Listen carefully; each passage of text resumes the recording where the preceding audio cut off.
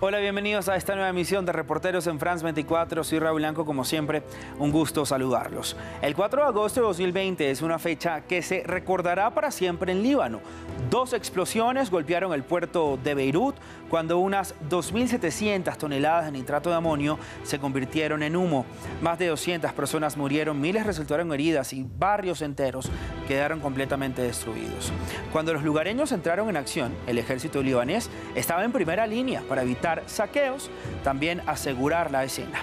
Nuestra periodista en Beirut, Seina Antonios, siguió a algunos de estos soldados mientras enfrentaban lo que podría llegar a ser el mayor desafío de sus carreras. Veamos el siguiente reportaje.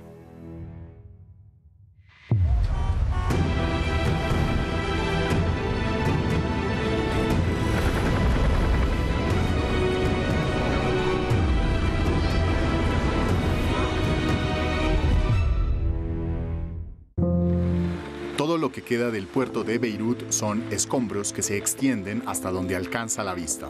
El 4 de agosto de 2020, 2 explosiones en un depósito de nitrato de amonio destruyeron el lugar y arrasaron con gran parte de la capital libanesa, dejando cerca de 200 muertos, más de 6.000 heridos y 7.000 familias sin hogar. Queda la triste imagen de estos escombros, vehículos quemados, hangares destrozados y de estos enormes silos de grano destruidos.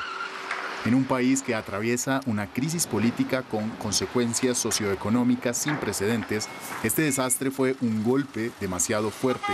Para muchos, la devastadora explosión debe marcar el fin de los líderes corruptos e incompetentes. El ejército libanés, visto como el último símbolo de unidad, será quien acepte este desafío. Al ser la única institución estatal aún en pie, el ejército se despliega rápidamente en el escenario de la tragedia y en la zona del desastre, evitando que la capital se hunda aún más en el caos. El general Jan Nora y sus hombres ocuparon el terreno en los primeros momentos. Su misión era asegurar las premisas para que se hicieran las investigaciones necesarias. كانت مهمة الجيش البحث والإنقاذ وحماية مسرح الانفجار. La misión del ejército era investigar, rescatar y proteger el lugar de la explosión en general, protegiendo el puerto y el escenario de la tragedia. Una unidad especial del ejército se encargó de asegurar el puerto después de la explosión, cerrando las entradas principales para evitar la entrada de vehículos y personas, excepto la de los investigadores.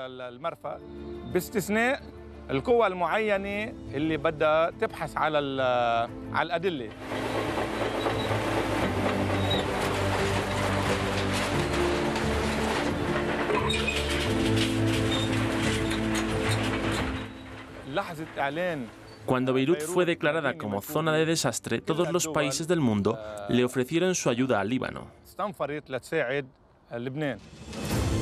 La magnitud de la destrucción desencadenó la movilización de la comunidad internacional. El presidente de Francia, Emmanuel Macron, fue el primer jefe de Estado que visitó el lugar, lo que calificó como un testimonio de apoyo y amistad. En una muestra de solidaridad, el presidente envió el portahelicópteros Tonnerre con ayuda humanitaria y personal cualificado a bordo para ayudar a despejar el puerto. El coronel Youssef Haidar trabajó estrechamente con los militares franceses. La cooperación fue excelente. Fue fácil trabajar con ellos porque pudimos integrar nuestros medios. Teníamos el trabajo pesado porque teníamos las máquinas grandes en el lugar, mientras que ellos tenían las máquinas pequeñas. Así que cada vez que teníamos que trabajar en un área, nos reuníamos el día anterior para decidir qué material usar y qué equipos pedir. Además del ejército francés, los cascos azules de la ONU ayudaron a los soldados libaneses. El coronel italiano Andrea Cubedu dirigió el Task Force de la Fuerza Provisional de las Naciones Unidas para el Líbano, desplegada en el puerto. La FINUL pudo intervenir aquí en la ciudad de Beirut para ofrecer ayuda al pueblo y al ejército libanés. Estamos aquí en el puerto con un grupo de trabajo de unos 150 50 hombres y mujeres que pertenecen a la FINUL, la Fuerza de las Naciones Unidas en el sur del Líbano.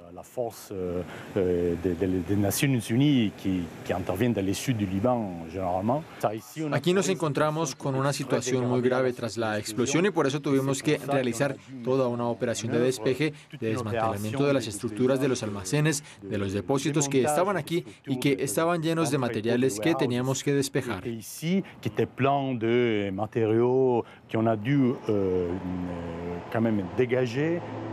Además de la ayuda militar, docenas de países donaron toneladas de raciones de alimentos para las personas que se quedaron sin hogar de la noche a la mañana. Una vez que llegaba a Beirut, la ayuda era empacada en este hangar antes de ser distribuida por el ejército en las zonas afectadas. Poco después del desastre, la sociedad civil le pidió a la comunidad internacional que hiciera donaciones directamente a las ONG sin pasar por las autoridades a las que se consideraba responsables del desastre. Por lo tanto, la ayuda fue gestionada por el ejército, una institución que todavía es considerada por la mayoría de los libaneses como apolítica y al servicio de la población.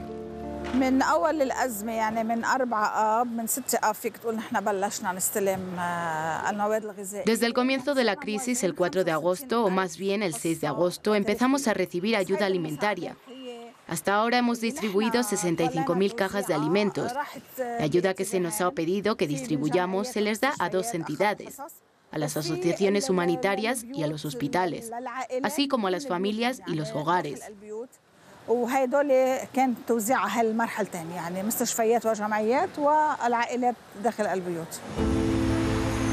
Las explosiones tuvieron el efecto de un terremoto de magnitud 3. En vista de la magnitud de los daños, muchas personas abandonaron sus casas a las pocas horas de la catástrofe, dejándolas expuestas a los ladrones y saqueadores de otros barrios. Sin policía ni funcionarios, el ejército era el responsable de garantizar la seguridad en estos barrios. Se han tomado varias medidas en el área. Entre las más importantes está el patrullaje en nuestros vehículos o a pie. Vigilamos continuamente estas patrullas y también mantenemos una presencia en ciertas áreas para proteger la propiedad y las personas de los robos. Hemos arrestado a varias personas. La mayoría de ellos están tratando de robar en las zonas siniestradas. En el histórico barrio de Gemaise, a varios cientos de metros del puerto, la vida parece volver a su cauce. El Colegio de los Tres Doctores, la escuela más antigua de la capital, fue parcialmente destruida.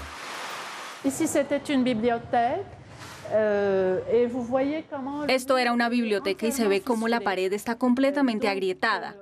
Así que tuvimos que apoyar el techo para poder vaciarla. La vaciamos completamente. Todos los estantes se cayeron. Y este es el espacio que aún no ha sido reparado porque priorizamos las aulas primero. Imagínense que aquí solía haber una gran puerta. El ejército libanés aseguró este edificio del siglo XIX con la ayuda de los soldados franceses. Justo después de la explosión recibimos la visita de un equipo de la embajada francesa y con ellos los socorristas. Primero con la seguridad civil francesa que nos ayudó a hacer un primer aseguramiento mínimo. A través de ellos hubo contacto con el cuerpo de ingenieros del ejército francés que trabajan en estrecha colaboración con el ejército libanés. Creo que habría sido difícil y costoso salir de esto sin la ayuda del ejército. En el otro lado de la calle, Claudette ha tenido un taller de costura durante más de 10 años. No esperó a que las autoridades la ayudaran a reparar su tienda. El día de la explosión estaba ocupada en su taller cuando su ventana voló en pedazos. Claudette sobrevivió, pero perdió parte de su mercancía. Recibió ayuda alimentaria y apoyo del ejército, pero ahora lo que necesita es ayuda financiera. 2 meses después de las explosiones, las autoridades anunciaron que distribuirían 100.000 millones de libras libanesas para compensar a las víctimas, el equivalente a 1.200.000 euros. Muchos siguen esperando la ayuda que consideran no ser suficiente para reparar tantos daños.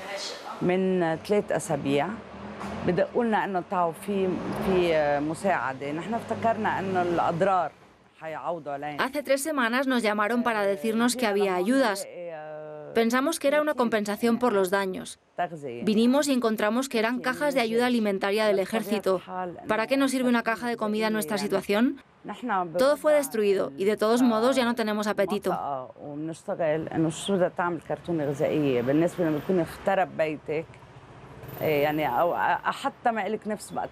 Tony, un peluquero que trabaja en el barrio desde hace 20 años, resultó ligeramente herido en las explosiones. Rápidamente reemplazó su ventana y volvió a trabajar. Como muchos otros, Tony les presentó un informe detallado a los militares sobre los daños en su peluquería. Dice que está satisfecho con el trabajo realizado por ellos.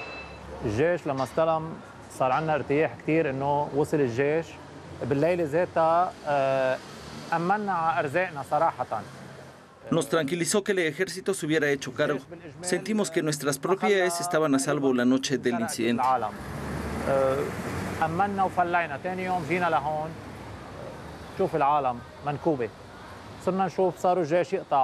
El ejército protegió nuestras propiedades en general. Nos fuimos con la sensación de que estaban en buenas manos. Al día siguiente volvimos, vimos que la gente estaba afectada. 2 días después, el ejército vino a vernos. Se instalaron en esa tienda de al lado. Los soldados comenzaron a registrar las solicitudes de indemnización de los habitantes afectados de la región. Todavía oigo el ruido de la explosión en mi cabeza y cada vez que paso por este barrio que quiero tanto, lloro, porque ya no es el Yemaize que conozco. Los habitantes están devastados. No queda nadie en Beirut. Me quito el sombrero ante el ejército por lo que hizo. No tengo quejas sobre ellos.